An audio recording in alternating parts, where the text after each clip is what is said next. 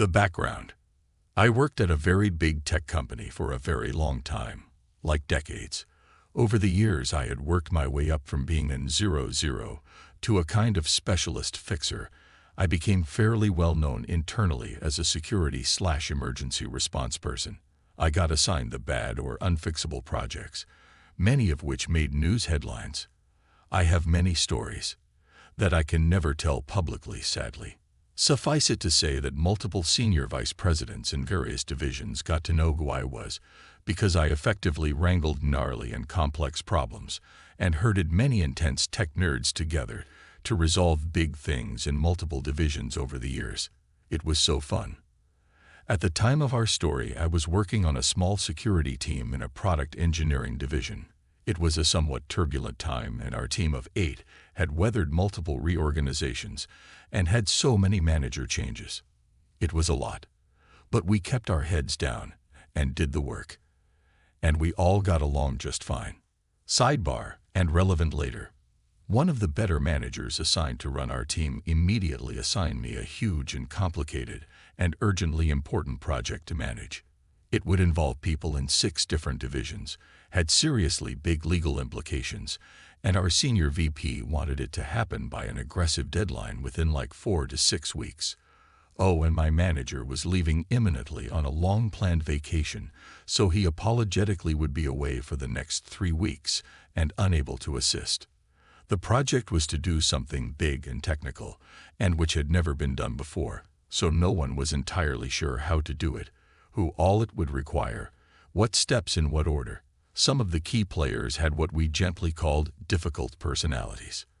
And oh, by the way, it would definitely make international news and cause a ripple in the industry when we did it. No big whoop.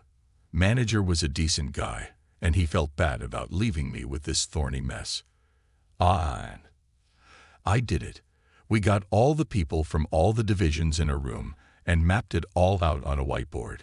It took days, and hashed out how to do it before the deadline. Actually, well before, for bonus points, and we lined everyone up to get it done.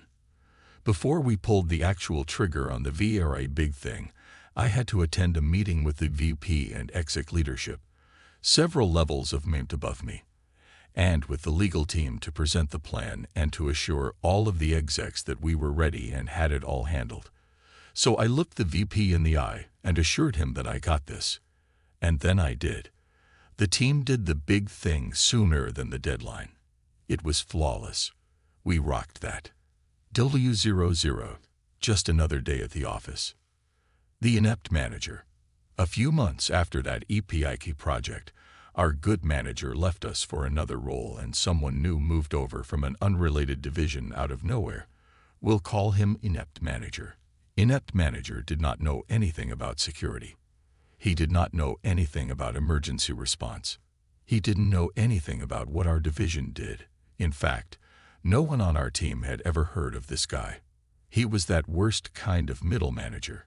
Self-important, dismissive of everyone, cares most about appearances and ego, micromanages stuff he doesn't comprehend, and just makes everything worse. But he apparently knows people, and those people get him job assignments because of politics, loyalty. He certainly didn't have any skills or experience for our team. Ugh, that guy is the worst. One of inept manager's many weird quirks was that he didn't think it was appropriate for our team to disagree with or correct each other in front of other people. Things in tech, specifically product development, move pretty quickly, and things change all the time. So if some of our team was meeting with someone from another team, and someone something like, "So we decided to make the sky green, and we're on schedule," and someone else on our team chimed in to say, "Actually, that's changed. We decided that the sky is now going to be blue, and we pushed the deadline back 2 weeks. That just happened in an earlier meeting." "Oh, okay, cool." Inept manager would interrupt and say, "We clearly need to get on the same page. Let's end this meeting right now and reschedule when my team has all the facts straight." What? That's insane. We'd literally never have any meetings if we waited until everyone knew all of the same information all the time. Other teams would routinely leave meetings with us with inaccurate info which affected release schedules, resources. It was just a mess. Inept manager hostility. Shortly after inept manager became our manager, he started being really hostile to me. Not to everyone on the team. Just me. As far as I knew, I hadn't done or said anything to earn his hostility. Suddenly, after 20+ years at this company, I could do nothing right. While this jerk didn't actually understand most of what my job was, he was sure I wasn't doing it right, and he was quick to tell me so, and often in front of others, to the point that my coworkers would take me aside to ask what was going on. I didn't know either. The thing is, I was the only woman on the team, and I have a disability. Now, I've been through some things working in high tech over those decades. It was very much an old boys club back then. And, meh, I was fine. I'm not one to claim discrimination at the drop of a hat or for no reason. However, when I was trying to piece together the cause of this dude's hostility, some of his comments were sexist and not at all subtle. He also didn't like that due to my disability, and frankly, my seniority. I was given one of the few offices with a door on it in our new building. The rest of our team was in open floor plan cubicles, which everyone hated. He was ANCENCD that I, a lowly direct report, and woman, got an office, and he didn't. I had more seniority than just about anyone, so even without my disability, I'd have scored the office ahead of him. Note that other men in our division got offices too, because again, seniority. And that bothered him less. But I was the only woman on our floor with a door, and I was his subordinate. His ego did not like it, not one bit. He threw a fit about it, repeatedly. There were lots of other things he said. My favorite among them towards the end was him reprimanding me for my bad attitude in a meeting we just had. Inept manager had told me beforehand not to say anything during that meeting because he was insisting on sharing incorrect information again, and he knew I'd want to correct it. So I sat quietly and kept my eyes on the PowerPoint presentation or the floor nearly the whole time. When I asked him how I'd had a bad attitude when I hadn't said anything, as he'd requested, I didn't like the look on your face. Okay, dude. After realizing there was nothing I could do to make this guy happy with my work and to lose his hostility, I finally went to HR to go on the record. I knew they'd do fuck all about it, but I wanted to document it at least. So predictably, they told me to work harder at getting along with inept manager, and because it wasn't my first rodeo, I went back to my office and emailed HR saying, "Thanks for meeting with me about my concerns about inept manager. I fear his bias and misogyny will reflect negatively in my next performance review. HR should be aware that there is a real problem here, and I hope you'll take steps, etc., etc." Which, of course, they didn't. But now it was on the record. The axe falls. And then a few months later, he gave me a terrible performance review, as expected. Long story already long. He was trying to fire me for underperformance. Unfortunately for me, the company had started rounds of layoffs all over, and it was the worst possible time to be looking for another job internally. And now I had a bad performance review on my record too. I went back to HR and said, "That thing I said I was worried would happen when we met 6 months ago. That happened. Exactly as I said. Now what?" HR, once again, was no help. Also, they'd done literally nothing. But hey, it was on the record again. Helpful for the attorney later. Blah, blah, blah. When I realized I couldn't find a new gig at my company because of all of the layoffs, sigh, I scored a new job for much more money at a different local tech company, and pretty quickly. I live in a tech-heavy area.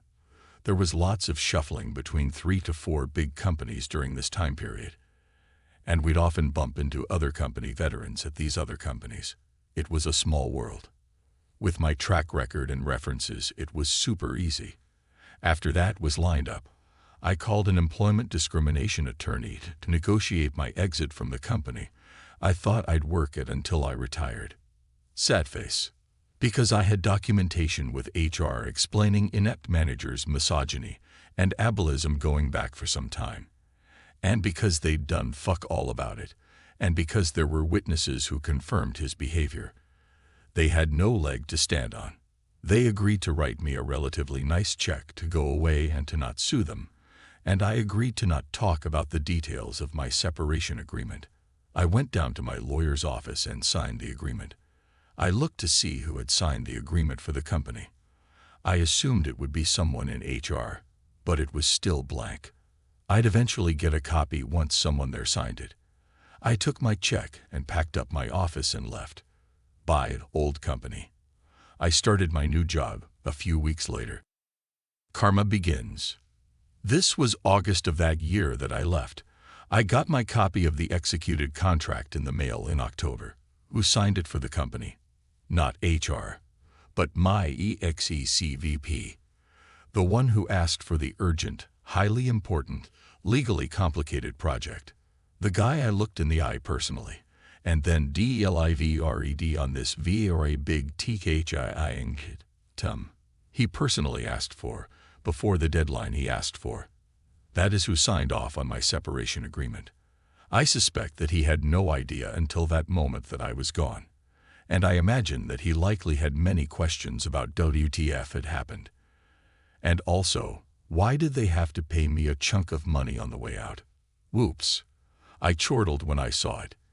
Since the VP knew me and we had some history, and inept manager was NEU to the division, and was one of hundreds of middle managers he'd likely never heard of, I'm guessing inept manager had some explaining to do. Mwahaha. I really enjoyed the thought of that. KARMA for reals. Cut to November. As I mentioned, it was a relatively small tech community in the area, and those of us who worked in security in particular at Company X would often encounter other current/former colleagues at Company Y or Z or whatever. Heck, there was a ton of poaching going on between the companies. One day I got an in-company chat from someone who'd worked in security at my old company. We'll call her security colleague. Security colleague asked me if I knew someone named inept manager. Why, yes. Yes, I did. Why? Because inept manager was appearing on security colleague's schedule to interview for an open management position the very next day. It seems that shortly after my former exec VP had signed my separation agreement contract, inept manager was actively looking for a new job at a new company. Security colleague asked me what I thought about inept manager. I said, I can't really talk about it for legal reasons, which, boom, everyone knows what that means. But if you wanted to ring my personal cell phone later this evening to catch up on old times, please do. She did. I hypothetically shared some stories with her about inept manager. I also told her where his hot buttons are, the appearance/ego thing, the dominant stuff, etc., and all about his misogyny and ableism, which was perfect since she was conducting his interview. I may have shared some specific scenarios/questions to ask which I knew would set him off. I wished her luck, and for the love of all that is holy to please call me after, when appropriate, and tell me how it all went. It did not go well for inept manager. When security colleague rang me, I couldn't wait. How did it go? Well, he got combative and angry and yelled at me. Twice. During his interview to be hired as a manager. Facepalm. There were lots more details, now lost to time. Except, at that company, interviews loops were assessed as such. Strong hire for this role. Hire, but not for this role. Not a good fit for this job, but we like them. No hire. No hire EVR. Not for any role. Inept manager's interview was rated that last one. No hire EVR. Blacklisted from any job, ever, at one of the biggest tech companies in the world, after being pushed out the door of one of the other biggest tech companies in the world. Derp. Shortly after that, it appeared that inept manager moved himself and his wife and kids a few states away to work at a smaller company in another region. It took less than 6 months from when I left my old company for him to be gone as well. Heh. What gets me, still, is that inept manager thought I was so inconsequential, so unimportant, that he didn't bother to check and see where I landed after he forced me out of the company I loved. And when he had to look for a job himself shortly thereafter, it also never occurred to him that I'd have connections with, thousands of colleagues I'd worked with over the years, some of whom could now be working at company X or Y or Z, he was INT or VI, and where I'd scored a huge raise for myself. To this day, he doesn't know why his interview at company Y tanked so badly. And since security colleague was not legally precluded from sharing stories she had heard through the grapevine about inept managers' management problems, it's possible that other of our old security colleagues at Company Z and other companies in this area heard those stories too. Which means he's unlikely to get a job at any major tech company in this area. Maybe ever. Definitely not at X or Y.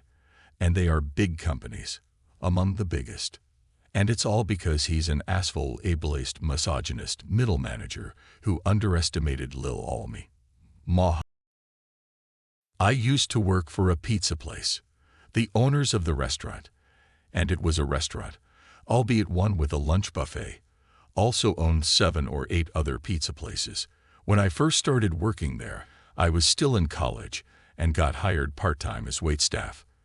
The place had an awesome manager and assistant manager who totally complemented one another and kept the place running tight and smooth without making it hateful for employees. It was a pretty fun place to work, and they gave a decent amount of free food to the people who worked there. I spent 4 years working there and worked my way up through literally every position: waitstaff, cook, shift leader, and assistant manager. And we kept the same manager and district manager, who was a fucking dick, but very efficient at his job. And the place kept on humming along. By this time, I'm placing orders, doing inventory, and doing payroll and sales, so I know the place is profitable. The owner got married, and the new couple went to a bunch of business conferences. You know, the ones where you and you and you can achieve your dreams, but opportunities are limited, so invest early. Suddenly, all of our expenses and sales are getting scrutinized. All of the managers and district management are getting grilled on their decisions and effectiveness. The manager and assistant managers, who had an arrangement on who worked when, suddenly needed to open and close all the time. It was clear that the owners were trying to flex on us. It didn't take long for the district manager, and main assistant manager to leave. This was followed by a string of incompetent new managers that the owners brought in. One of them sexually harassed all the employees. The next was stealing employee overtime pay. They actually liked him, but he was also stealing from them, so another new manager was brought in. I stuck it out as long as I could, and eventually took over as interim manager after the previous manager got busted selling drugs out of the restaurant. The owners couldn't make it to the restaurant for half a week, and I just jumped in and got everything done. And I stayed on my current hourly wage, working 55-hour weeks, for 2 months before they sat down to talk salary. Anyhow, they offered me an insulting amount, $15,000 in 90s bucks, when I was currently making close to $30,000 hourly, at $6 something an hour. They also insisted on the owner's husband shadowing me for a week to show me how to do the job properly, and he made everything take longer, without making anything better. At the end of that week, I told him I couldn't do $15,000, and that he and the owner could have 2 weeks to talk about it, but I planned on leaving after that. And he was so absent-minded and condescending about it, like it wasn't a big deal, just another thing on his checklist. By now they had sold 3 of their stores, and the owner's husband was basically spending a week at each store before moving on to the next, just getting in the way. And he was in a hurry to leave.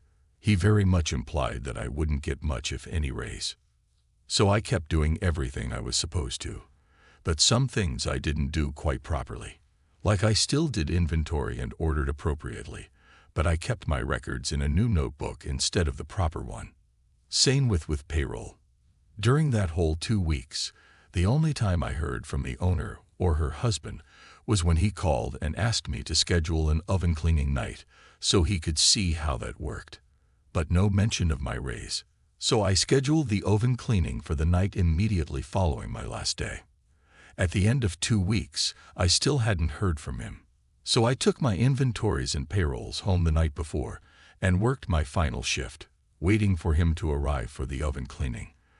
When he did, I asked him whether his wife had an answer about my salary, and he blanked. He'd completely forgotten to ask. So I handed over my keys and told him good luck, and I walked out. He and his wife called me frantically that night, but again, absolutely no mention of a raise, just going off on me for disappointing them. Later I got calls asking about paperwork, and I always told them a perfectly logical place where it should be. But of course it wasn't there. And I was the last person at the pizza place who knew how to clean the oven, so I also got calls about that. I mentioned there was a manual somewhere, and again, suggested obvious places to look for it when there was no such manual. I offered to explain it to them over the phone, then immediately started droning on about safety protocols. They asked me to write it down, and I said sure, and I'll try to drop that off in a day or two. And I scheduled everyone for the week after, but I didn't post it. Just sent each person home with their individual schedule. I kept the paperwork just in case there were legal issues, but there weren't. I managed to stretch out the idea that there was elusive paperwork to be found somewhere in that restaurant for almost 3 weeks before they stopped calling me. Without the paperwork, they had no real way to properly order anything, and they were forced to do an emergency inventory, but late, 'cause they thought there was 2 weeks of actual inventory somewhere. There wasn't anyone else there who knew how to do these things either, so the owner and her husband got to experience a crash course in emergency restaurant management. And the oven broke down a few months later.